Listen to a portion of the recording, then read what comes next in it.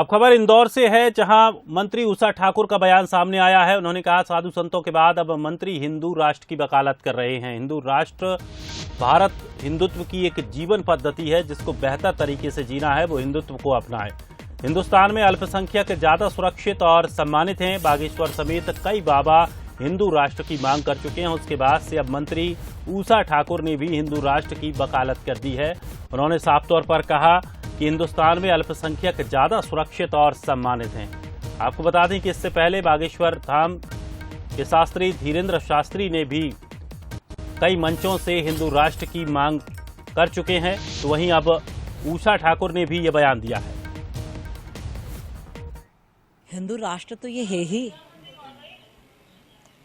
मैं बार बार आप सबसे भी आग्रह करती हूँ कि आप चौथे प्रहरी हो मेरे साथियों।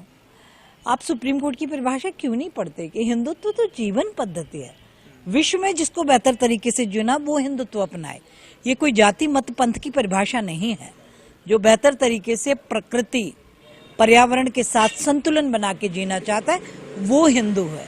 संविधान सभी का सम्मान है। यहाँ कौन सा धर्म ऐसा है जिसको सम्मान और सुरक्षा, जितने मेरे अल्पसंख्यक भाई हिंदुस्तान में सुरक्षित और सम्मानित है वो खुद जानते हैं कि पाकिस्तान में क्या स्थिति है। और हमारे सहयोगी पीयूष पारे इस खबर पर हमारे साथ बने हुए हैं। पीयूष, जिस तरह से बाबा धीरेन्द्र शास्त्री भी कई मंचों से हिंदू राष्ट्र की मांग कर चुके हैं, लेकिन अब अगर बात करें मंत्री उषा ठाकुर, तो उन्होंने भी बयान दिया है। किस तरह के संकेत इस तरह की बयानबाजियों से आप समझ सकते हैं? क्या 2023 के चुनावों से पहले इस तरह की बयानबाजियां अभी और भी देखने को मिलेंगी?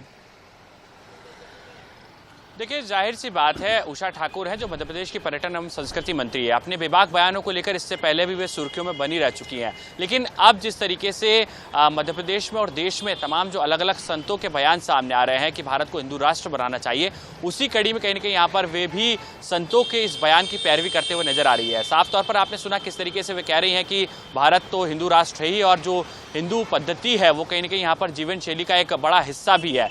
दूसरी तरफ ये भी कह रही है कि सभी धर्मों का सम्मान है।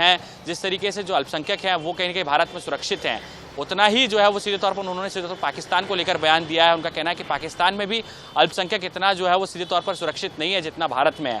तो कुल मिलाकर जिस तरीके से हमने देखा कि लगातार संतों के बयान पिछले दिनों सामने आए, आपने जिक्र किया धीरेन्द्र कुमार शास्त्री का, उनका भी बयान साफ तौर पर अलग अलग मंचों से हिंदू राष्ट्र बनाने को लेकर आया था। अब उसी कड़ी में जो है वो सीधे तौर पर उषा ठाकुर का भी बयान सामने आ चुका है। बहरहाल चूंकि अब विधानसभा चुनाव नजदीक भी है और जिस तरीके से लगातार हिंदुत्व को लेकर जो बयानबाजी ना सिर्फ जो है पॉलिटिकल पार्टियों की तरफ से आ रहे हैं बल्कि संतों की तरफ से आ रहे हैं, तो ये बयानबाजी का दौर आगे भी जारी रहेगा। इस बात से इनकार नहीं किया जा सकता। हालांकि इस पूरे मामले में अभी कांग्रेस की तरफ से कोई टिप्पणी सामने नहीं आई है, लेकिन बयानबाजी का दौर दोनों ही तरफ से जारी है। और दूसरी तरफ संत समाज के जो अलग अलग हमने देखा संत हैं वो भी कहीं ना कहीं इस तरीके के बयान लगातार अलग अलग मंचों से दे रहे हैं। जी चलिए, शुक्रिया पीयूष तमाम जानकारी के लिए। तो अब मंत्री भी हिंदू राष्ट्र की वकालत कर रहे हैं, जहां मंत्री उषा ठाकुर का एक बयान सामने आया जिसमें उन्होंने साफ तौर पर कहा कि हिंदुस्तान में अल्पसंख्यक ज्यादा सुरक्षित हैं और जिनको बेहतर तरीके से जीवन जीना है वो हिंदुत्व को अपनाएं।